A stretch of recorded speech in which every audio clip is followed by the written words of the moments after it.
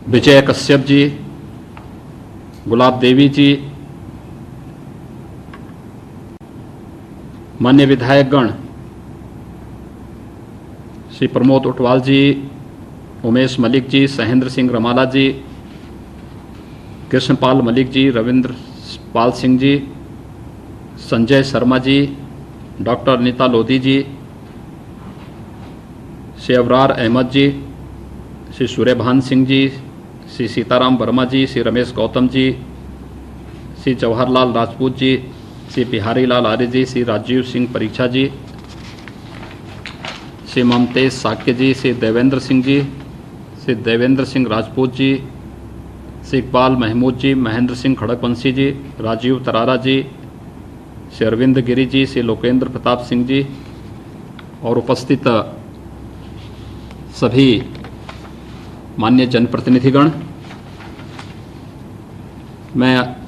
लोक निर्माण विभाग के मंत्री और उप मुख्यमंत्री श्री केशव प्रसाद मौर्य जी को और उनकी पूरी टीम को हृदय से बधाई देता हूं कि प्रदेश के अंदर 24 करोड़ जनता की भावनाओं के अनुरूप अच्छी सड़कों के निर्माण के सपने को लोक निर्माण विभाग पूरी प्रतिबद्धता के साथ जन भावनाओं के अनुरूप साकार कर रहा है। आज 2250 करोड़ रुपए की लागत से विश्व बैंक और एशियन डेवलपमेंट बैंक की सहायता से, यानी जो लोन हम लोगों ने वहाँ से लिया है उसकी मदद से लोकार्पित होने वाली और शिलान्यास किए जाने वाली इन परियोजनाओं को एक साथ हम लोग डिजिटल प्लेटफॉर्म के माध्यम से प्रदेशवासियों को समर्पित कर रहे हैं। मैं इस अवसर पर प्रदेशवासियों को हृदय से अपनी बधाई भी देता हूं, शुभकामनाएं भी देता हूं। हमारे माननीय जनप्रतिनिधिगण निरंतर 2017 में सरकार आने के बाद उनकी पहली मांग होती थी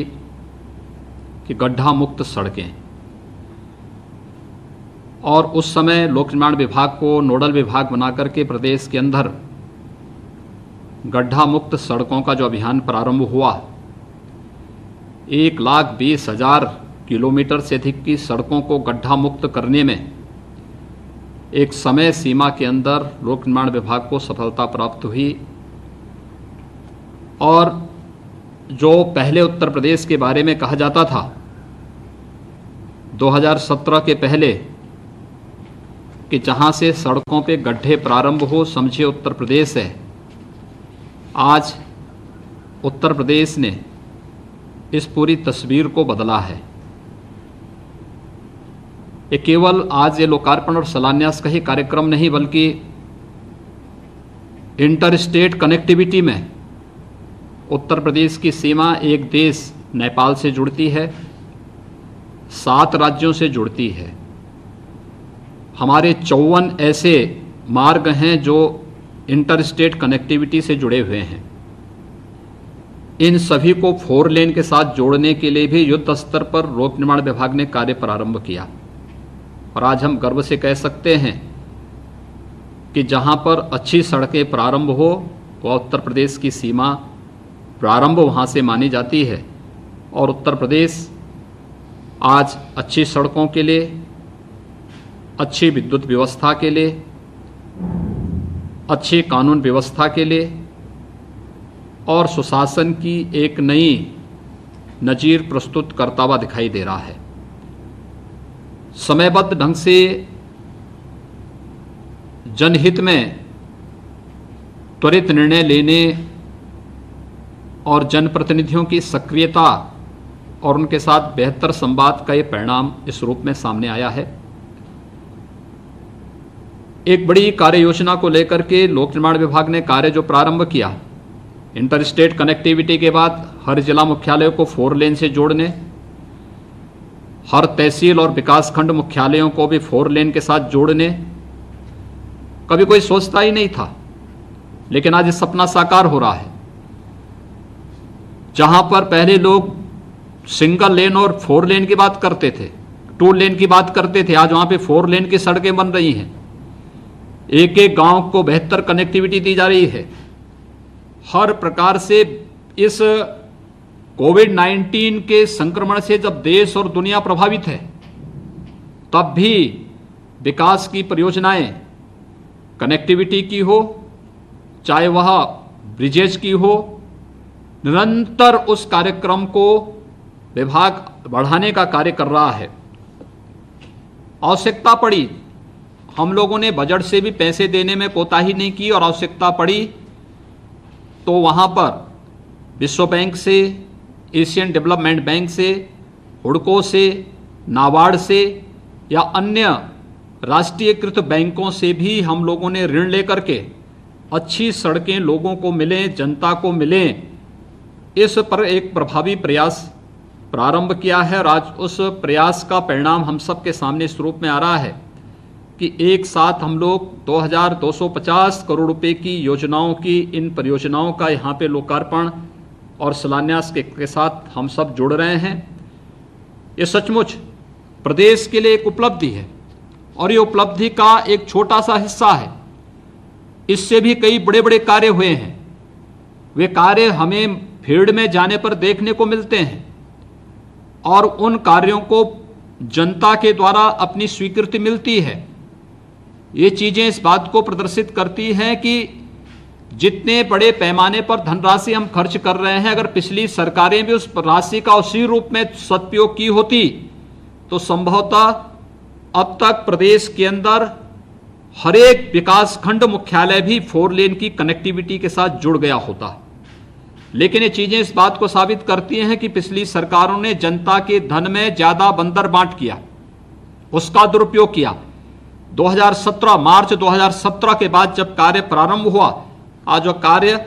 जमीन पर भी दिखाई देता है, और युद्ध स्तर पर त्वरित निर्णय लेने, कार्य को मानक की गुणवत्ता के साथ प्रभावी ढंग से आगे बढ़ाने और परिणाम देकर के जहां की जो आवश्यकता है उसके अनुरूप उन परियोजनाओं को युद्ध स्तर पर आगे बढ़ने की तमन्ना के साथ जब कार्य प्रारंभ होते हैं, तब ये परिणाम इस रूप में सामने आते हैं। और आज मैं एक साथ इतनी परियोजनाओं को, जिसमें एशियन डेवलपमेंट बैंक से जिन परियोजनाओं को यहाँ पर आज, जिन परियोजनाओं का लोकार्पण यहाँ पर हो रहा है, मुजफ्फरनगर बड़ौद मार्ग है, नानौ दादोग मार्ग, बुलंदशहर अनूपशहर मार्ग है, एशियन डेवलपमेंट बैंक से ही के ऋण से पोषित जनपद में सुल्तानपुर में हलियापुर कोड़ेभार मार्ग है, विश्व बैंक से हमीरपुर राट गुरसराय झांसी मार्ग है, एशियन डेवलपमेंट बैंक से अलीगंज सोरो मार्ग है, बदायूं बिलसी बिजनौर मार्ग है, ये विश्व बैंक की वित्त पोषित है, गोला शाहजहांपुर मार्ग है। ये सभी परियोजनाएं कुछ शिलान्यास की हैं, कुछ लोकार्पण की हैं, जिसमें हम लोगों ने विश्व बैंक और एशियन डेवलपमेंट बैंक से 70% लोन लिया है और 30% शासकीय बजट से धनराशि इन कार्यों के लिए उपलब्ध कराया गया है। स्वाभाविक रूप से जब हम विश्व बैंक और एशियन डेवलपमेंट बैंक से लोन लेते हैं तो उनकी कुछ शर्तें होती हैं। उन शर्तों को विभाग जब पालन करता है तो वह लोन समयबद्ध ढंग से एक निश्चित किस्त के आधार पर प्राप्त होता है, और विभाग ने समयबद्ध ढंग से इस कार्य योजना को आगे बढ़ाया है, जिसके कारण विश्व बैंक जैसी संस्थाएं और एशियन डेवलपमेंट बैंक भी आसानी से विभाग को लोन देने के लिए सहमत होता है। मैं एक बार फिर से विभाग को, खासतौर पर विभागीय मंत्री उप मुख्यमंत्री श्री केशव प्रसाद मौर्य जी को, राज्य मंत्री श्री चंद्रिका प्रसाद उपाध्याय जी को, जो भी हमारे माननीय जनप्रतिनिधिगण हैं, माननीय सांसदगण हैं, माननीय विधायकगण हैं, उन सब ने जो प्रयास किया है अच्छी सड़क वहाँ पर हो। मैं देखता हूँ आज भी माननीय जनप्रतिनिधिगण लगातार इस बात के लिए प्रयास करते हैं कि हमारे क्षेत्र में सड़क अच्छी हो, जहाँ